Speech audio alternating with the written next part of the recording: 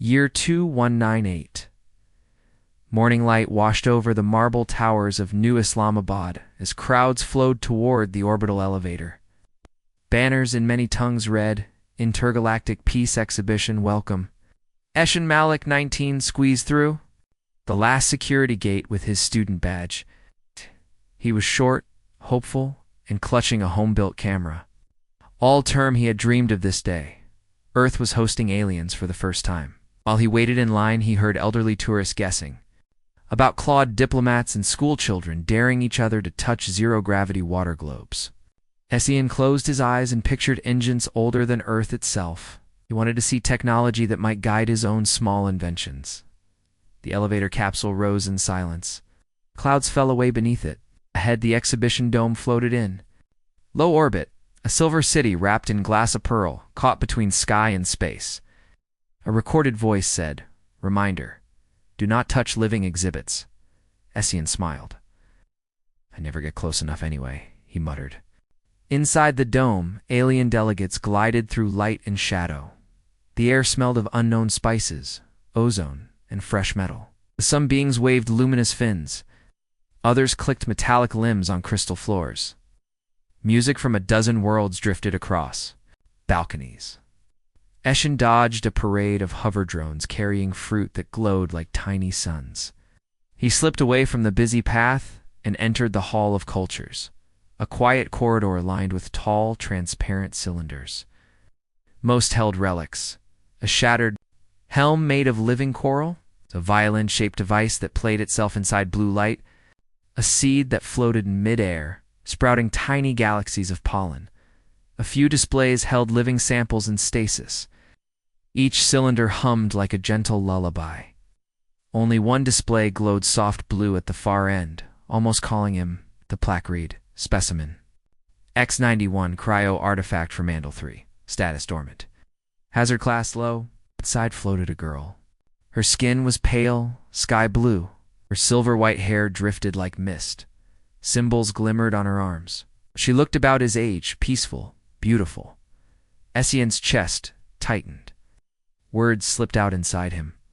"She is so beautiful. I wish she were mine." Heat rushed to his face. He meant no ownership, only wonder and a wish to shield her from cold glass. He leaned closer. Frost edged the inner surface where her breath should have been. A small box of dried red roses floated beside her, perhaps a tribute from earlier visitors. The sight made her seem both wholly and heartbreakingly alone. Screens beside the cylinder scrolled data. The starbinders of Vendel 3, wiped out by the Zorthon Empire a century ago, only ruins remained. This girl had been found frozen.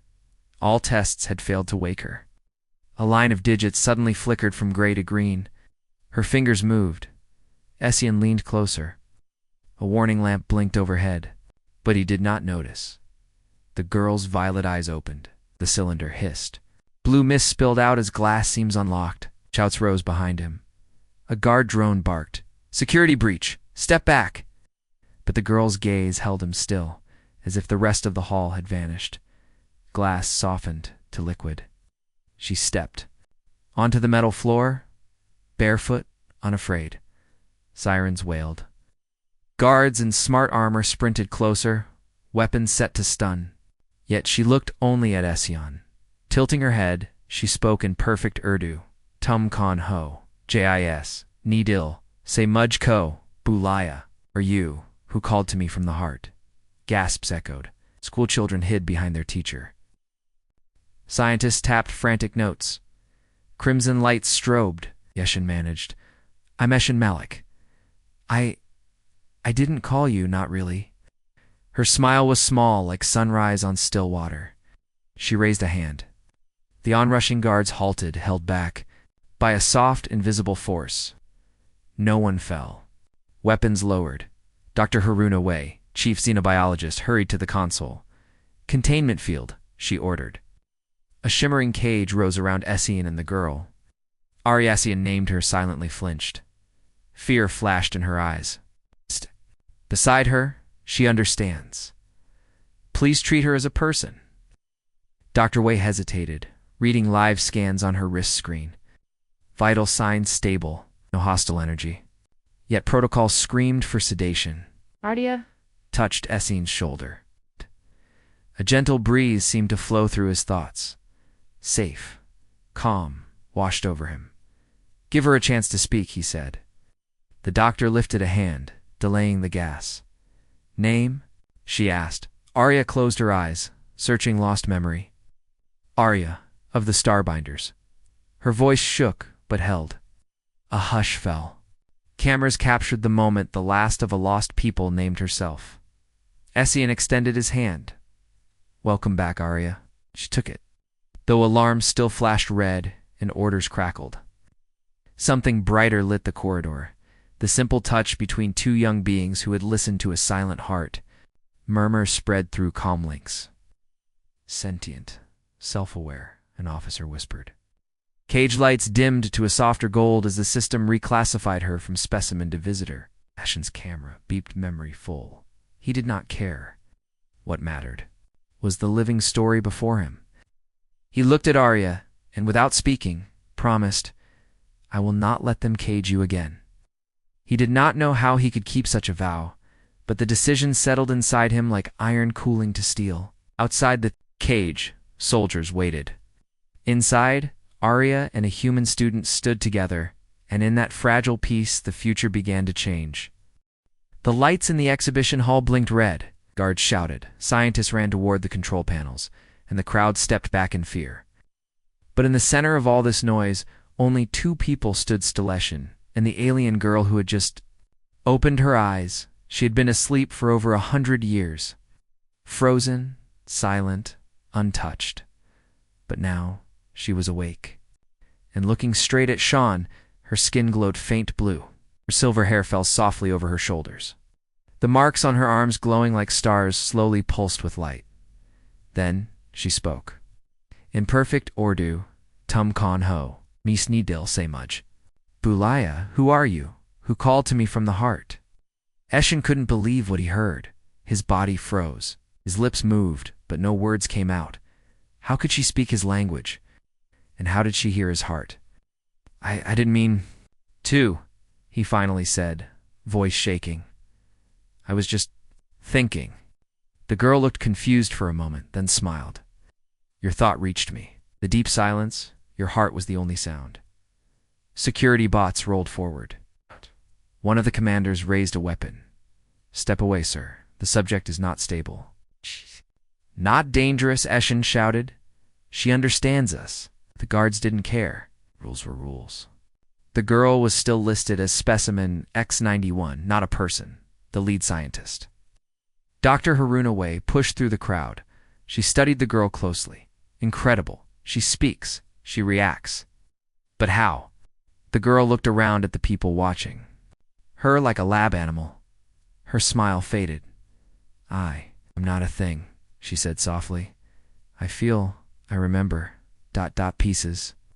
Her voice trembled. She looked down at her hands. My name was lost. But now I hear it again. Arya. I am Arya. The crowd fell silent. Eshin stepped closer. You said you heard me. In your mind. Arya nodded. My kind. We were sensitive to thoughts. Not all thoughts, only pure ones. Deep ones. Your heart was loud and kind. Asin was still confused, but part of him understood. He hadn't said anything out loud, but he remembered thinking, she is so beautiful. I wish she were mine. That small wish had reached her across frozen time. I'm sorry, he said. I didn't mean it like that. I just felt sad for you. Arya smiled again. You felt, that's what woke me. In the control room above, government officials watched the scene with concern. One officer said, she's too unpredictable. We can't keep her here. We must follow the Zorthon Treaty. They'll demand we hand her over. Dr. Wei shook her. Head, she's intelligent, peaceful. She should be protected, not sent to those who destroyed her people. But orders are orders, the officer said. The Zorthons have rights over ancient war species. If we break the deal, Earth could lose its place in the council. In the hall, Ession didn't know about the secret talks above. He only knew. that the girl beside him had been alone for too long. He reached into his bag and pulled out a small scar, blue and warm. "Here," he said. "This should help." Arya took it carefully, like it was a treasure. She wrapped it around her shoulders. "I've never seen a world like this," she said, so alive and loud. "But your minds are different. You burn like suns." Shin laughed softly. "That's humans. We feel everything." He hesitated, then asked, "Do you remember what happened to your people?" Arya looked away, not fully. "We were called Starbinders. We guided peace, balanced energy between worlds. But then, the Zorthons came. They feared our power." She closed her eyes. "We didn't fight. We believed in peace. But they destroyed us. My elders froze me, told me to sleep until it was safe again." Her voice cracked. "I don't know if anyone else survived." Essien felt a lump in his throat. "You're not alone now." She looked at him with wide eyes. "Thank you." Just then, a sharp voice echoed from the speaker above. "All visitors, please leave the hall. Security will escort you." The guards moved in again. This time, they surrounded Arya. Dr. Wei stepped forward. "She needs rest, not prison," she said. "We're taking her to a secure lab," one guard replied. "By council law." Essien stood in front of Arya. "No, she hasn't done anything wrong." One of the bots aimed a stun dart. Arya raised her hand. A soft wave of energy spread from her fingers. The guards froze in place, not harmed, just held still. "I don't want to fight," she said, "but I won't go back in the cage." The lights flickered. Screens went dark. For a few seconds, then everything returned to normal. Shan whispered, "That was you?" Arya nodded. "Just a whisper of my old strength. I don't want to hurt anyone." Dr. Wei sighed. "This changes everything." She looked at Essien. "You're the only one she listens to. Stay with her. I'll try to delay the council." Essien nodded. "I'll protect her." As the guards slowly recovered, Dr. Wei turned to them. "Stand down. For now, she stays under Earth protection. We'll report this as a medical recovery." Arya looked at Essien, surprised. "They're helping me?" He smiled. Oda still believe in doing the right thing. That night, Arya sat in a quiet room at the research center. She watched stars through a window. Essien sat nearby. "Are you scared, little?" she said. "But I'm more curious. About your world, your people, your heart." He looked at her. "We're not perfect, but we try." She nodded slowly. "That's enough." Outside, the stars moved silently across the sky. But in one quiet room on Earth, a girl from another world sat beside a boy with a kind heart, and for the first time in over 100 years, she felt safe. The night sky over New Islamabad was calm, but the spaceport dome was not. Inside a locked observation room, Essien Malik sat beside Arya. 2 armed guards stood outside. The air felt heavy, as if the walls themselves were holding their breath. Arya looked out through the transparent glass toward Earth's curve, glowing under stars. "This planet," she whispered, "feels alive." Essien nodded. "It is, but the people in charge, they want to study you. They don't trust what they don't control." She turned to him. "Do you trust me?" Without thinking, he answered yes. For a few seconds, there was silence between them. Then Arya spoke again, her voice softer. "They will take me away, won't they? To the Zorthon Council?" Heart skipped. The Zorthon Council, the same species that had wiped out her people. "Yes," he said. "Earth made a deal with them. If any lost species were found, the Council claims them." Arya's eyes dimmed. "I remember now. The Zorthons came to Andal 3. We did not fight. We asked for peace. They answered with fire." Her fingers trembled. Symbols on her skin flickered faintly like fading starlight. "I don't want to be locked again," she said. Chan stood. "Then let's run." She looked at him, surprised. "Where?" "Anywhere. Earth is big. I know places where machines don't go. Old cities, forgotten roads. If you're willing to trust me." Arya didn't smile, but but she stepped forward, her hand meeting his. "I'm ready." The escape began just after midnight. Eshin had watched the guards long enough to notice their brake rotation. He had also hacked a security badge of a janitor robot earlier that day. With that, he triggered the hallway doors. They slipped out. Quietly moving through the back corridors of the exhibition dome, Arya changed her appearance slightly, her skin tone shifting to a pale human-like color. Her hair wrapped itself into a hood-like fold, hiding the glow. "Cloaking," she whispered. "Partial only." Eshin was amazed, but said nothing. His time was short. They reached Dock Bay C, a parking zone for small intercontinental flyers. Eshin's friend Salman, a part-time pilot, had left him access codes to a damaged courier craft named Sky Whale. The ship was old but fast. They climbed in. Eshin typed commands quickly. The flyer lifted off silently and slipped through the launch. Gate alarms didn't trigger until they were already in Earth's upper atmosphere. "Unauthorized departure," a voice shouted over radio. "Return at once." Eshin shut the channel. Too late for that. Arya sat beside him, watching the stars. "You risk much for me? You heard my heart," he said. "I'm just following it now." They flew for hours, far from any city. Ession guided the ship toward the northern abandoned zones, once called Siberia, now quiet under frozen skies. They landed near the ruins of a long-dead town, its broken towers leaning like tired ghosts. The air was cold, but breathable. Inside, the remains of a museum. They made shelter. Eshin started a small heater. Pulling out protein bars and water packs, Arya stood before an old mural, showing humans walking on the moon. "You reached your sky with machines," she said. "We had nothing else." She smiled gently. "Strength, my people. We reached it through thought and starlight, but we forgot how to feel." Eshin sat beside her. "What do you mean?" She held out her hand.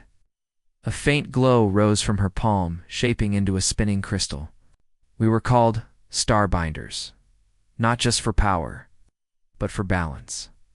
We guided systems, helped keep peace. But in time, our minds became quiet, cold." She looked at him. "Then the Zorthons came, and because we no longer felt fear, we didn't run." Eshin said nothing. "But I feel something now," Arya said. "Here, with you." Their eyes met. Suddenly a sharp beeping broke the silence. A tracking drone had found them. "Get down," Ession shouted. The drone fired a stun pulse. Arya raised her hand and energy bent around her, warping the pulse. It hit the wall instead. The drone buzzed louder, calling others. "We have to go," she said. Eshin grabbed the pack. Back to the ship, but outside, 3 more drones had landed. This time, Zorthon bounty hunters stepped out. They were tall. Armored with insect-like limbs and glowing visors, Arya stepped forward. "Stay behind me." Eshin grabbed her arm. "Don't kill him." She nodded. "I won't." The bounty hunters raised their weapons. One shouted, "Surrender the specimen." Arya lifted her hands. Soft light spread around her. Snow lifted gently from the ground as if held in a dream. The Zorthons fired. The beams hit her shield and scattered into harmless sparks. Arya closed her eyes, and the earth under the hunters rippled like soft cloth. They fell back, uninjured but pinned by unseen gravity. Arya lowered her arms. "Let's go." They ran back to Sky Whale and launched. Into the dark sky once again. Later, high above Earth, Eshin sat in silence. "You didn't hurt them," he said. "No," she whispered. "I only stopped them." He looked at her, proud and stunned. "You're powerful, but kind. That's rare." She looked out at the stars. "I don't want to rule. I want to learn, and maybe remember who I used to be." Essin smiled. "Then we'll find that path together." The ship hummed quietly as it crossed into the night, carrying a boy, a girl from the stars, and the first spark of something the galaxy hadn't seen in a long time. Hope. 950 words. Third person, simple English. Clean and interesting, the ship's Sky Whale glided silently through Earth's upper skies, leaving behind glowing stars in danger. Essin guided it carefully, moving away from tracked zones and military satellites. He had only one goal: now keep Arya safe. Beside him, Arya sat quietly, watching the clouds pass below. Her eyes were distant, like she was remembering something far away. Her silver hair had returned to its natural glow, now softly lit under the cockpit lights. "Where are we going?" she asked. Shane pointed to a blinking dot on the screen. "One of Earth's oldest cities. Was abandoned after the climate wars, but there are underground shelters, safe places. I used to visit them with my uncle." Arya looked at him. "Your people. You survived wars?" Eshin nodded. "Yes. We almost destroyed ourselves. But in the end, we changed. We chose peace." She leaned back. "That sounds like a miracle." He smiled. "It was just ... effort. And forgiveness. Not easy, but real." The ship landed hours later in the middle of a ruined city. Snow covered the broken roads. Towers stood half destroyed. The wind moved through empty buildings like quiet whispers. They entered an old subway station. The stairs buried under vines and frost. Sion found an old power node, fixed the circuits, and brought the lights back to life. Dim yellow bulbs flickered. "On. This used to be full of people," he said. Arya looked around. "I can almost hear their voices." They made a small camp inside an old waiting hall. Eshin unpacked food packs and gave one to Arya. She studied it, then smiled. "You humans eat strange things." He laughed. Agreed. They sat close to the heater, sharing food in silence. Later that evening, they walked through the broken streets. Arya saw old posters with music bands, movie signs, and pictures of children. She paused at one, a photo of a group of people laughing around a fire. "What is this?" she asked. "Just a family photo," Ession said. "From before the war." She stared at it. "Your people smile a lot." He looked at her. "We cry a lot too, but we keep going." They walked farther and found a small school building. Inside, broken desks were still arranged in rows. A whiteboard had faded writing. "Be kind, be curious, be brave." Arya touched the words. "This is what you teach your children." "Yes," Essin replied. "We teach feelings as well as facts." She nodded slowly. "My people. We stopped teaching feelings. We thought they were distractions." They sat on the classroom floor, surrounded by broken chalk and dust. "I don't think emotions are weak," Arya said. "They're colors. My mind was only gray before. Now it feels full." She looked at him. "You gave that to me." Ession blushed a little. "I didn't do anything special. You spoke in your heart. That was enough." The next morning they were woken by distant noise, a humming sound, deep and strange. Essin climbed to the top of a nearby building with a scope. "Zorthan drones. They found us again," he said, breath sharp. "We need to move." Arya stood calmly. "Let me try something." She closed her eyes and lifted her hand toward the sky. A gentle ripple moved through the air. Snowflakes paused in midair, floating like stars. Essin watched as her skin glowed faintly. The drones above suddenly changed direction, turning away from the city, flying in circles. "They're confused," she said. "I clouded their minds." "You can do that?" "It's only for a little while. It takes focus." They returned to the shelter and packed quickly before leaving. Arya looked back at the broken school and whispered something in her language. A small light flickered in the air like a goodbye.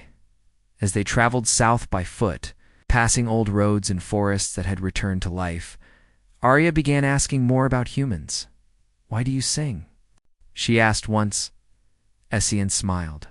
"To express feelings we can't say in words." "And why do you cry?" "'Cause sometimes pain has to leave the heart." "And why do you forgive?" Essin paused. "'Cause holding anger breaks the soul." Arya said nothing for a while. Then she whispered, "I want to learn all of it." They reached a hidden human village deep in the mountains. It wasn't on any map. The people there lived simple lives, off the grid, growing food, fixing machines, raising children. At first, they were afraid of Arya, but when she helped fix a broken power system with her glowing hands and healed an injured dog with a whisper, they started to trust her. Children called her Star Lady. The old woman said, "She's not a weapon. She's a teacher." For the first time, Arya laughed. One night, sitting near a fire, she turned to Essien. "I remember something." He looked at her. "What is it?" "My people had a phrase. The heart that listens becomes the light that leads. We used to say it to our young ones," Essien said. "Sounds beautiful." She nodded, but we stopped listening. We lost the light. She touched her chest. "But I hear now, and I feel." She looked into the fire. "I don't want to run anymore." "Why?" "Want to stand?" Essien asked. "Stand for what?" "For those who feel. For those who forgive. For those who love. Like you do." A quiet breeze moved through the trees. Somewhere an owl called. The fire crackled softly. In that moment, Essien knew that Arya was no longer lost. She was becoming something new, not just a survivor of a dead world, but a bridge between stars and human hearts. And humanity, once small among the stars, was rising, one heartbeat at a time. Days passed in the mountain village. Life became peaceful.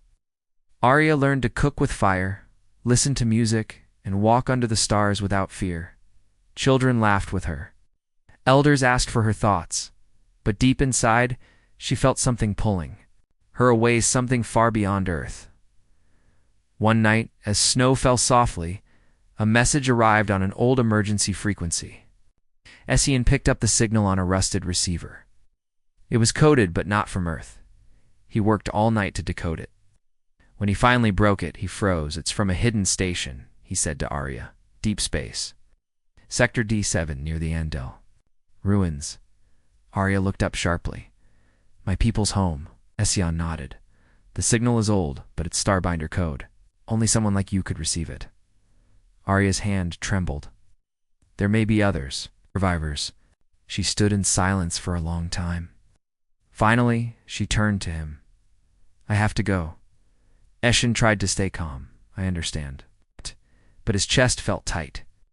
He had known this day might come. "The journey is dangerous," he said. "It's through Zorthon's space."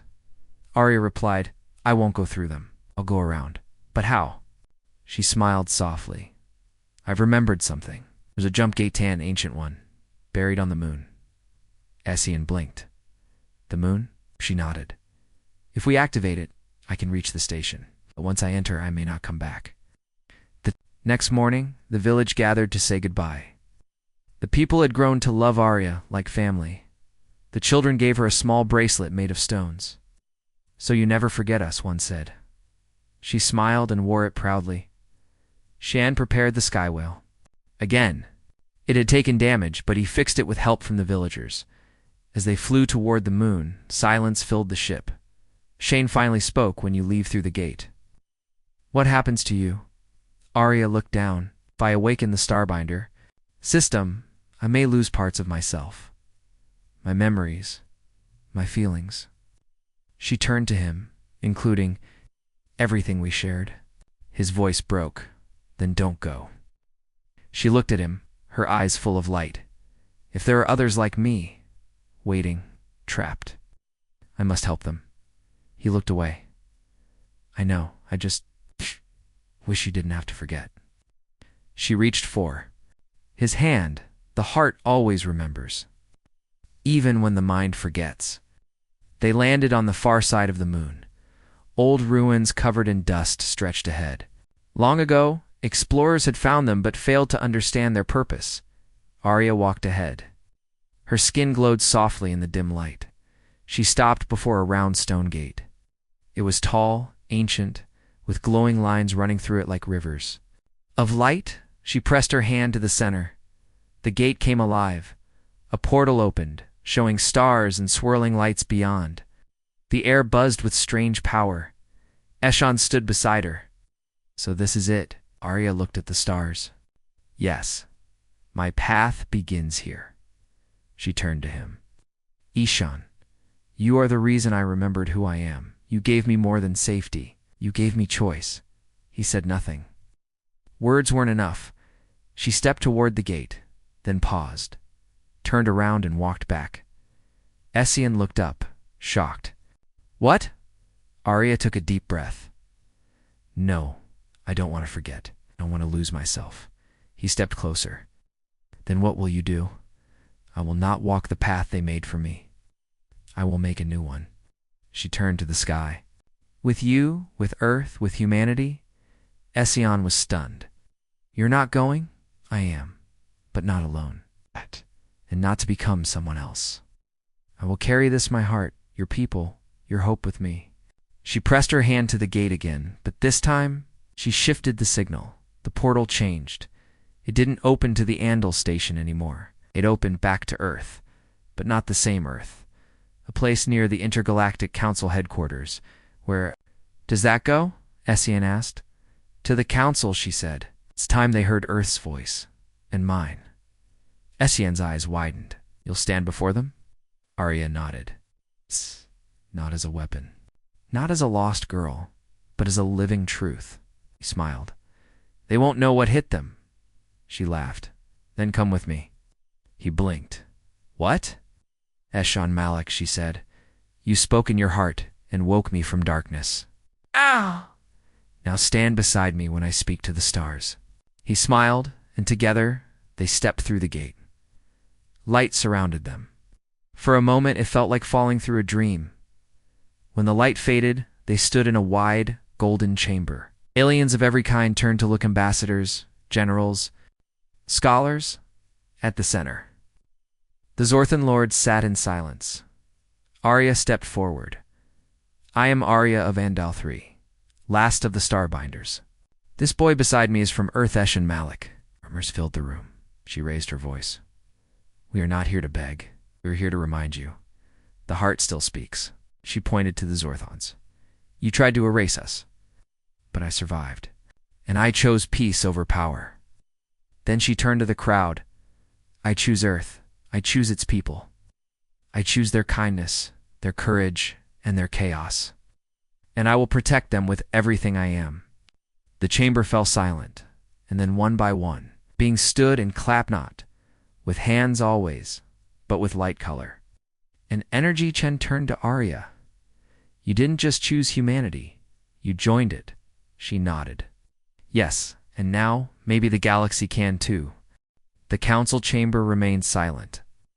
The golden walls shimmered softly as Arya's words echoed in the minds of hundreds of humans, aliens, elders, leaders, even former enemies. She stood tall and calm beside Ession Malik, the young human who had once whispered a wish in his heart and changed everything. One of the Zorthon lords finally stood.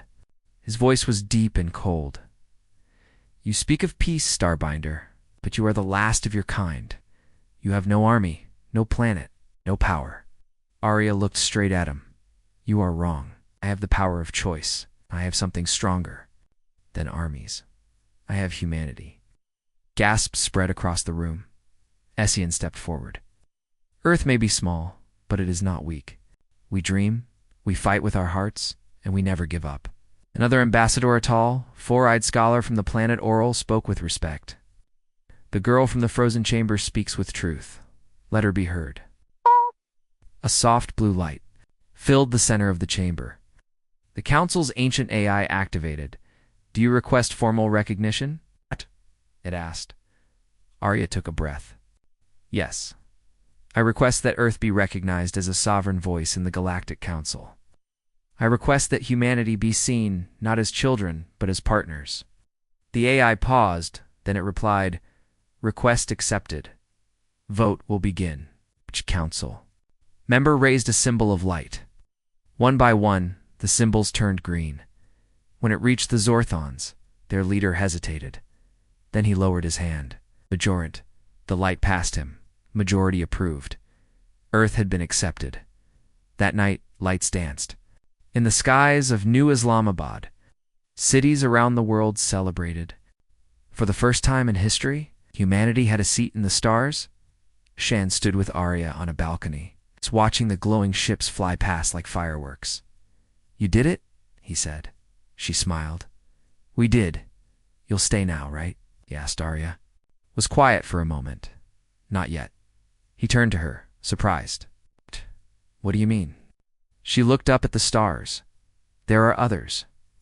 I've seen them in visions, frozen like I was, lost, afraid. The galaxy is full of voices that were silenced. I must find them. But this is your home now, Essien said. She touched his hand. Gently, you are my home. But home is also purpose. I know what I must do. Essien's eyes filled with emotion. So, this is goodbye?